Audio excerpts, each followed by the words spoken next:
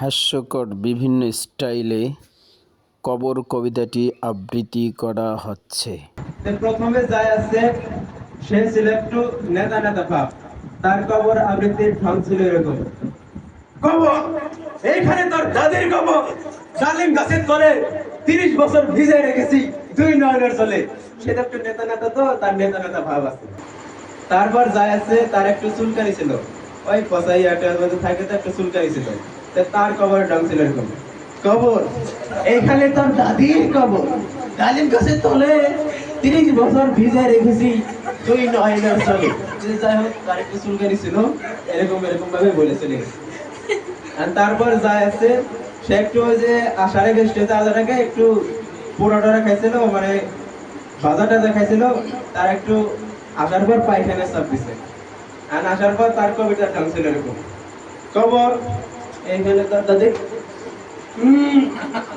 কবর। যাই হোক, তাকে তাড়াতাড়ি করে নেওয়া হয়েছে, নাহলে তো অনেক শেষ করে দেবো। তারপর যাইছিল একটু তোতলা, অর্ধেক কথা আসে অর্ধেক আসে না।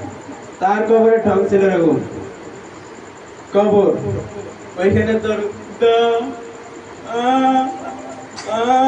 আদির কবর, ডালিম গাছের মানে কলেজ আটকে গেছে। যাই হোক, তাকেও নিয়ে গেছে, যখন আটকে গেছে। তারপর যাই আসছে, যে কমে মতন কিছু ছাত্র থাকে না, লাজুক, মানে একটু লজ্জা পায়, তাই আছে। তার কবিতার ঢং ছিল এরকম: কবর, ওইখানে তার তাদের লজ্জা লজ্জা করে, ডালিম গাছের তলে ভাই, সে একটু লজ্জায় ওই এরকম করতেছে, দেওয়ার জন্য অঙ্ক নিয়ে যাচ্ছে। আর তারপর যাই আসছে, ছিল একটু ইয়ার মতন, মানে যে ইমোশনাল, কিছু কথা শুনলেই কেঁদে দেয়। কেউ যদি দুঃখ শুনে অতি আগে কান্দে। আর এসে এরকম ভাবে করতেছে: কবর, ওইখানে তার দাদির কবর, ও দাদি রে। তার ঢং ছিল এরকম, তাকে নেওয়া যাবে না, কেঁদে কেঁদে শেষ দিয়ে দিচ্ছে। তারপর যাই আসছে, চাইছিল একটু যে আনকমান মানুষ, এই অর্ধেক মানুষ পুরুষ অর্ধেক মহিলা।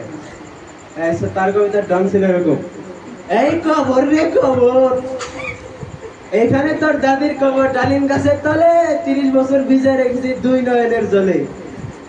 ঠিক আছে, ধন্যবাদ। আসসালামু আলাইকুম। নূর টিভি 144 চ্যানেলটি সাবস্ক্রাইব করে সাথে থাকবেন।